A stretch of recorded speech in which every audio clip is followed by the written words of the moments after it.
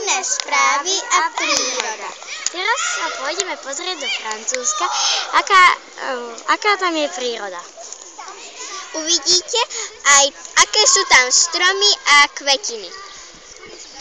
No tak poďte do Francúzsku. Kvetiny alebo na iné rastlinky, ktoré sú vo Francúzsku. A teraz sme napríklad našli takýto kvietok, ktorý sa volá žltolúbka. A takýto kvietok, ktorý sa volá samotárik.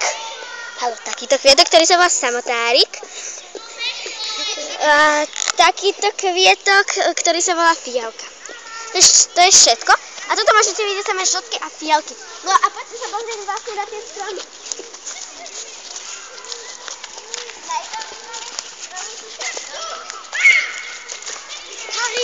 Nič šialené. Dobre. Najzaujímavejší strom tu je tento. Tento. A tuto môžete vidieť nejaké divné tvory. Vidíte to?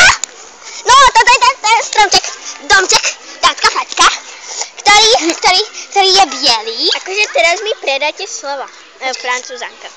Oči ako sa. Takto, ktorý je bielý a ešte jeden, ktorý je vyrúbaný. A teraz predáme slovo tejto. Dobrý deň! Takže, o čom sa rozprávate? O prírode. Aha, takže príjimačke. Takže príjimačka je podľa všetkého mačka na súde, ktorá príjima žiakov do školy. A tu máme električku. Električka, potrebujem ísť na električku. Električka! Kde je v keli? Rastie strom na hlave. O nie! Tejto podívanke rastie strom na hlave. Aha!